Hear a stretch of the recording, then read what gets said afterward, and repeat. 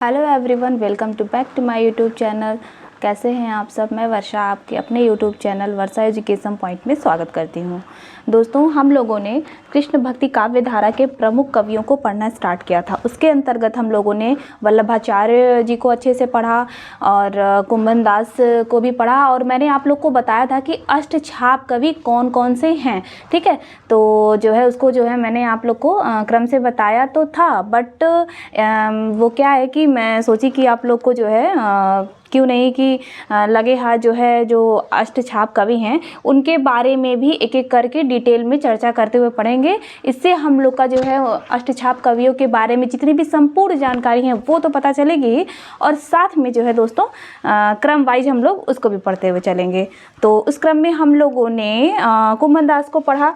कुंभन दास जो है प्रथम अष्टछाप कवि हैं। ठीक है, और जो लोग भी मेरा यह पहला वीडियो देख रहे होंगे, मेरे इस चैनल पे आए होंगे पहली बार, तो वो जाके प्लीज़ सब्सक्राइब ज़रूर कर लें। यहाँ आपको जो है टीजीटी पीजीटी हिंदी से संबंधित जितने भी पाठ्यक्रम में संपूर्ण नई चीज़ें जोड़ी गई हैं वो तो आपको मिलेगी, साथ में परंपरागत प्रश्न भी मैं जो है आप लोग को जो है सॉल्व कराती हूँ टॉपिक वाइज ख़त्म होने के बाद। तो दोस्तों, आज की क्लास स्टार्ट करते हैं। आगे बढ़ाते हुए हम लोग पढ़ते हैं सूरदास को। ठीक है, तो ये जो सूरदास हैं, तो दोस्तों सबसे पहले हम लोग पढ़ते हैं कि सूरदास जी का जन्म कब हुआ था। सूरदास जी का जन्म 1478 ईस्वी में हुआ था। ठीक है, और इनके जन्म से ही मिलता जुलता है वल्लभाचार्य जी का जन्म। उनका भी जन्म जो है 1478 ईस्वी में हुआ था। ठीक है, तो आप लोग जो है जन्म को भी अच्छे से पढ़िएगा। सूरदास का जन्म वैशाख शुक्ल पंचमी दिन मंगलवार, ठीक है, संवत 1535 ईस्वी विक्रम को हुआ था। ठीक है, ये वल्लभाचार्य से 10 दिन ही छोटे थे। ठीक है, वल्लभाचार्य के शिष्य थे ये जो है सूरदास। ठीक है, तो आप लोग ये भी याद रखिएगा, सिर्फ 10 दिन ही छोटे थे सूरदास। ठीक, अब दोस्तों बात आती है कि इनका जन्म कहाँ हुआ था। इसके संबंध में जो है दो मत है, वह इस प्रकार है, देखते हैं। सिही वार्ता साहित्य, सिही में जो है सिही नामक ग्राम में किसने माना? डॉक्टर नगेंद्र और डॉक्टर गणपति चंद्र गुप्त ने। रुनकता जो कि गऊ घाट में है, रुनकता ये आगरा में पड़ता है दोस्तों। इसमें जो है जन्म किसने माना? श्याम सुंदर दास और रामचंद्र शुक्ल और हजारी प्रसाद द्विवेदी के अनुसार सूरदास जी का जन्म रुनकता नामक ग्राम में हुआ था। तो दोस्तों ये जो है आप लोग बिल्कुल ही अच्छे से रट जाइएगा। ठीक है, सिही वार्ता साहित्य के अनुसार डॉक्टर नगेंद्र और गणपति चंद्र गुप्त हैं। रुनकता के अनुसार श्याम सुंदर दास, रामचंद्र शुक्ल और हजारी प्रसाद द्विवेदी। वैसे तो यही ज़्यादा पूछता है, बट आप इसको भी पढ़िए। ठीक है, तो इस तरीके से आपकी तैयारी कंप्लीट होगी। और आप लोग लास्ट तक मेरी वीडियो देखिएगा। जितना भी सूरदास की जो है सामान्य जानकारी है वो तो है ही, महत्वपूर्ण पदों को भी मैंने यहाँ पे लिखा हुआ है, और आप पंक्तियाँ भी देखेंगे इस क्लास में, तो उसके लिए आपको लास्ट तक इस क्लास में बने रहना है। और आप देखिएगा सूरदास से संबंधित जितने भी प्रश्न हैं आपको वो खुद ही जब सॉल्व करेंगे ना तो खुद ही समझ में आएगा। इस नोट्स के माध्यम से ही आपको बिल्कुल मिल जाएगा। ठीक है, तो देखिएगा, लगभग मैं मेरे नोट्स में दोस्तों यही खासियत है कि लगभग सारी चीज़ें रहती हैं।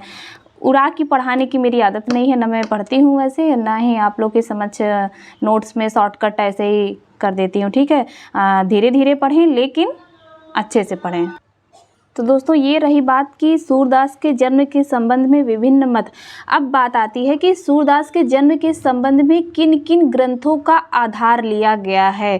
3 जो है दोस्तों ग्रंथ हैं। ठीक है, और उनके रचनाकार हैं वो भी मैं यहाँ पे लिख दी हूँ। तो देखते हैं हम लोग कि सूरदास के जन्म के संबंध में किन ग्रंथों का आधार लिया गया है।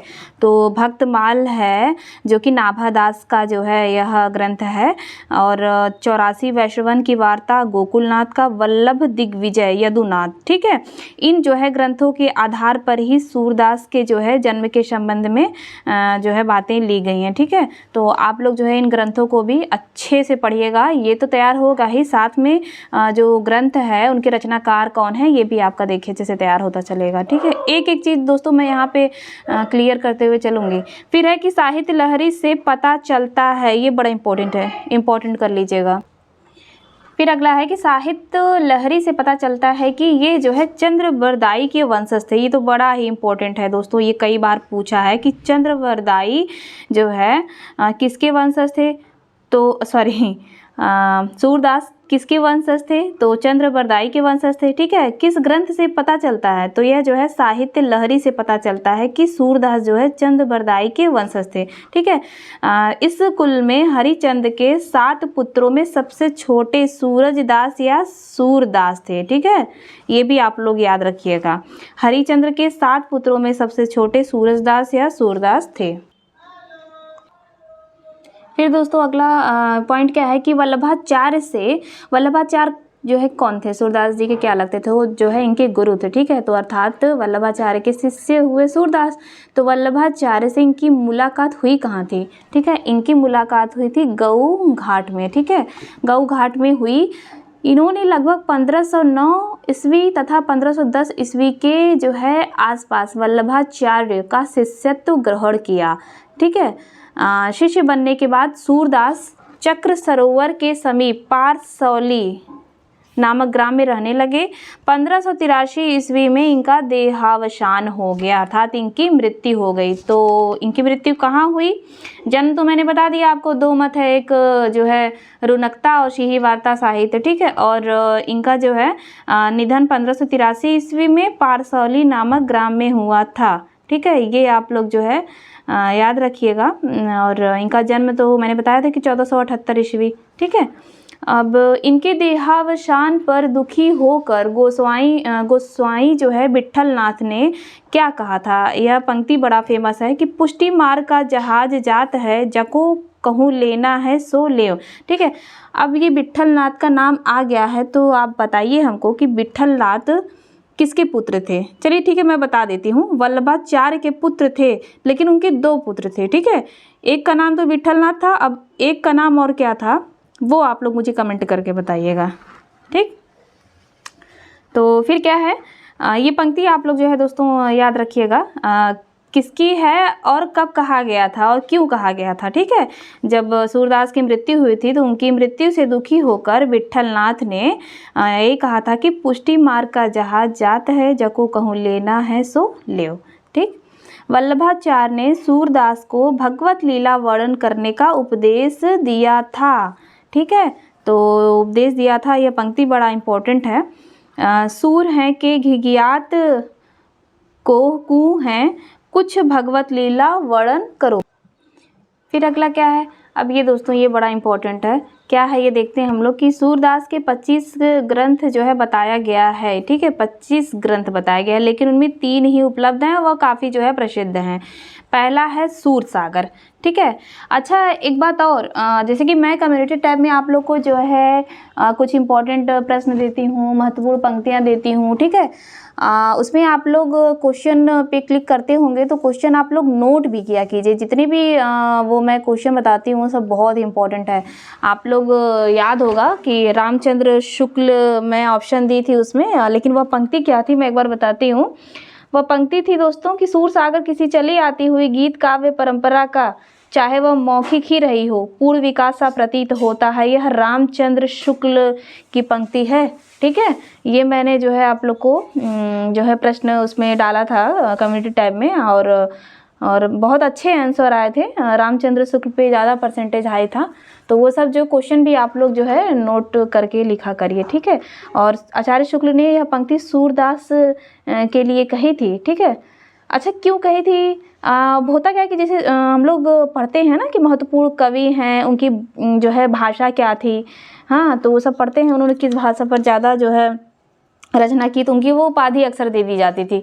तो जो सूरदास थे वह ब्रज भाषा के कवि कहे जाते थे। ठीक है, किंतु जो है उनकी रचना इतनी ज़्यादा मतलब प्रगल्भ और काव्यपूर्ण थी कि आगे होने वाले कवियों की जो श्रृंगार और वात्सल्य संबंधी जो भी मतलब उक्तियाँ रहती थी वह सूरदास की झूठी सी जान पड़ती थी। उसके लिए जो है रामचंद्र शुक्ल ने यह पंक्ति कहा था कि सूरसागर किसी चली आती हुई गीत काव्य परंपरा का, चाहे वह मौखिक ही रही हो, पूर्ण विकास सा प्रतीत होता है।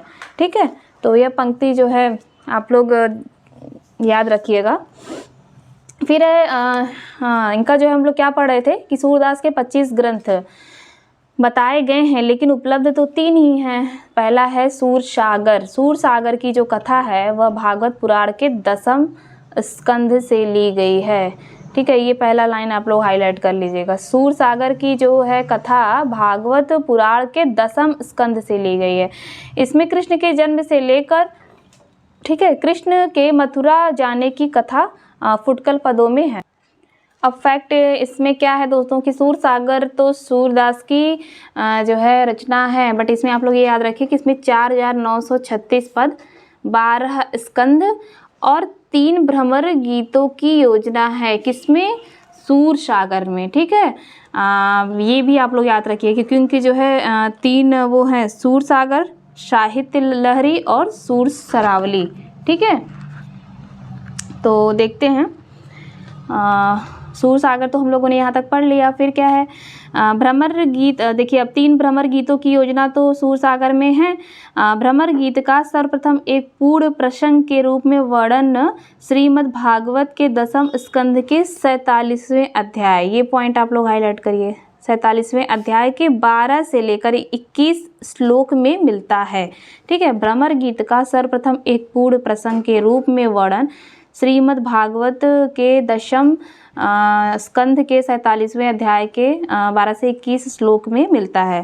सूर सागर के काव्य रूप के संबंध में जो है विभिन्न विद्वानों का मत निम्न है। इस पे देखते हैं हम लोग।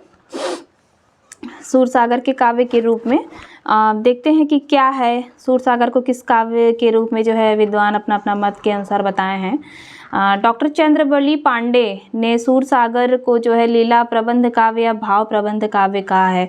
हजारी प्रसाद द्विवेदी ने, ये देखिए ये गलती से यहाँ पे ब्रजेश्वर शर्मा जी का लिख गया है, तो मैं यहाँ पे क्रॉस कर दी हूँ। तो हजारी प्रसाद द्विवेदी के अनुसार सूर सागर जो है किस काव्य के रूप में है? गीत काव्यात्मक मनोभाव पर आधारित विशाल काव्य है।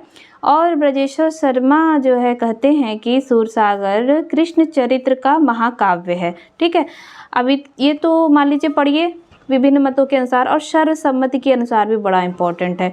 सर्वसम्मति के अनुसार जो है सूर सागर किस काव्य के रूप में जो है जाना जाता है? तो गेय मुक्तक काव्य के रूप में। फिर अगला क्या जो है, भ्रमर गीत के संबंध में मैंने नोट लिखा है, यहाँ से भी क्या पूछता है। वैसे तो जो मैंने लिखा ही दिया कि भ्रमर गीत का जो है जो सर्वप्रथम एक पूर्ण प्रसंग है के रूप में वर्णन जो है श्रीमद् भागवत के 10वें स्कंद के 47वें अध्याय, ये याद रखिएगा आप लोग। ठीक है, 47वें अध्याय के 12 से 21 श्लोक के रूप में मिलता है। ठीक है, ये आप लोग याद रखिए। और 2 पॉइंट और है जो कि नोट के माध्यम से मैं यहाँ पे लिख दे रही हूँ। क्या है वह? देखते हैं। भ्रमर गीत में कुल 700 पद हैं। ठीक, भ्रमर गीत में कुल 700 पद हैं। प्रोफेसर मैनेजर पांडे ने भ्रमर का जो है 3 रूप बताया है। क्या बताया वही देखते हैं। कृष्ण का प्रतीक, उद्धव का प्रतीक और स्वतंत्र रूप। ये दोस्तों बहुत ही इम्पोर्टेंट है। ठीक है, आप लोग फिर से मैं रिवाइज कर दे रही हूँ कि भ्रमर गीत में कुल जो है 700 पद हैं। प्रोफेसर मैनेजर पांडे ने भ्रमर का जो है 3 रूप बताया। एक बताया कृष्ण का प्रतीक, उद्धव का प्रतीक और स्वतंत्र रूप। फिर अगला क्या है नोट दूसरा, भ्रमर गीत को उपालंभ काव्य भी कहते हैं। ठीक है, भ्रमर गीत को क्या कहते हैं? उपालंभ जो है काव्य भी कहते हैं। चाहे रामचंद्र शुक्ल ने इसे ध्वनि काव्य कहा है। किसे? भ्रमर गीत को। अच्छा, ये तो हो गया दोस्तों। इससे प्रश्न कैसे पूछेगा? प्रश्न ये भी पूछ सकता है जैसे कि सूरदास ने सूर सागर में कितने भ्रमर गीतों की योजना की है? तो 3 भ्रमर गीतों की योजना की है।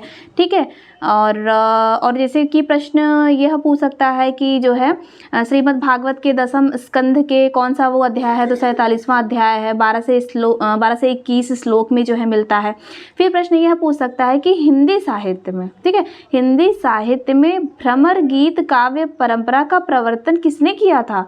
तो सूरदास ने हिंदी साहित्य में भ्रमर गीत काव्य परंपरा का प्रवर्तन किया था। ठीक है, इतना आप लोग भ्रमर गीत के संबंध में जो है आप लोग याद रखिएगा। ठीक है, फिर अगला सूर सरावली। ठीक है, जो है हम लोगों ने जो है दोस्तों कौन सा इनका जो है ग्रंथ पढ़ लिया है? सूर सागर, और सूर सरावली दूसरा है, तीसरा है साहित्य लहरी। वैसे तो 25 ग्रंथ बताया गया है। ठीक है, लेकिन 3 ही उपलब्ध हैं। ठीक है। अब दूसरा पढ़ते हैं सूर शरावली। सूर शरावली में 1107 पद हैं। इसमें संसार को होली का रूप मानकर वर्णन किया गया है। ठीक है, किसमें? सूर शरावली में। बस इससे इतना ही पूछेगा। फिर है अगला साहित्य लहरी। ठीक है, साहित्य लहरी 1550 ईस्वी में प्रकाशित हुई थी। इसमें जो है अलंकार और नायिका भेदों के उदाहरण प्रस्तुत करने वाले 118 दृष्टिकूट जो है पद हैं। ठीक है, अन्य महत्वपूर्ण तथ्य क्या क्या सूरदास के बारे में है वो भी आप लोग पढ़ते रहिए। अगला देखते हैं क्या पॉइंट है। सूरदास ब्रज भाषा के पहले सशक्त कवि। ठीक है, ये याद रखिए, सूरदास किस भाषा के कवि हैं? ब्रज भाषा के हैं। ठीक है, सूरदास को वात्सल्य और श्रृंगार रस का सम्राट कहते हैं। ठीक, सूरदास की जो भक्ति पद्धति का मेरुदंड क्या था? पुष्टि मार्ग था।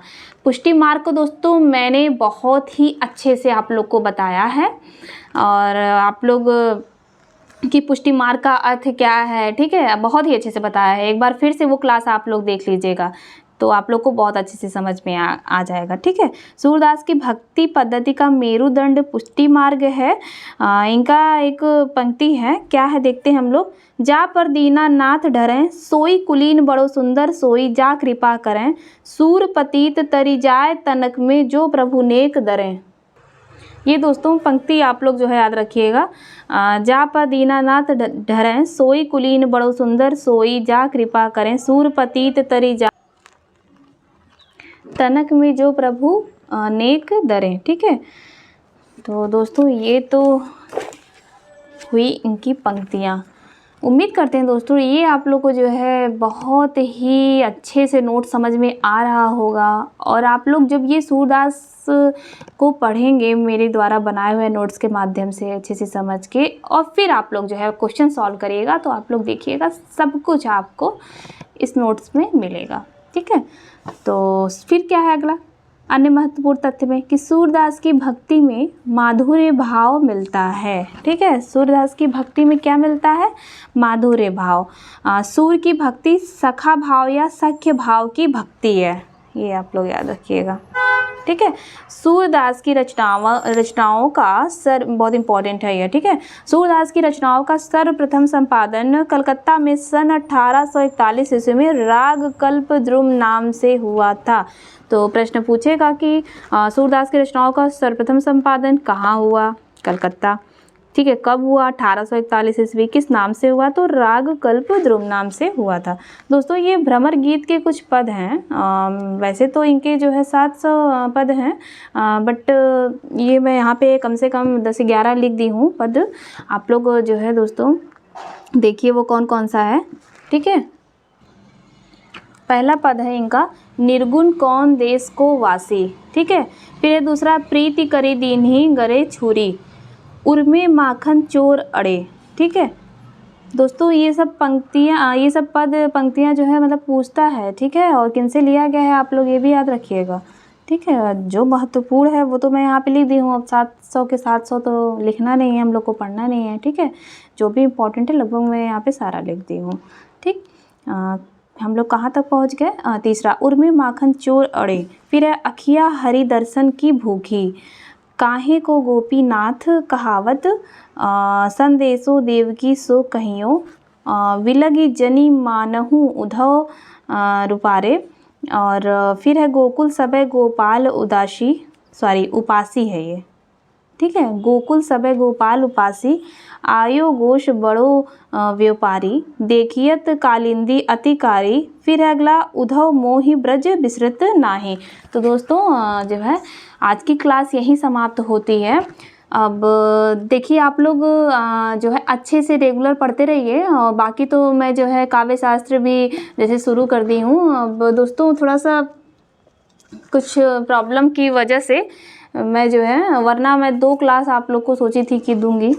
ठीक है, वैसे मैं कोशिश करूंगी, 2-4 दिन की और बात है, उसके बाद हम लोग जो है एक दिन में 2 क्लास कवर करेंगे। ठीक है, अब ठीक है, फिर भी भले ही मैं जैसे कि मेरी कम क्लास रहती है, मतलब एक दिन में एक ही क्लास रहती है, लेकिन दोस्तों जो भी टॉपिक मैं आप लोग के समझ लेकर आती हूँ, इतना जान लीजिए अगर आप लोग पूरी क्लास अच्छे से देखते हैं, एक भी मिनट स्किप नहीं करते हैं, तो आप लोग को बहुत फ़ायदा होता होगा। ठीक है, और दोस्तों आज की क्लास यहीं समाप्त करते हैं। अब हम लोग मिलते हैं कल की क्लास में।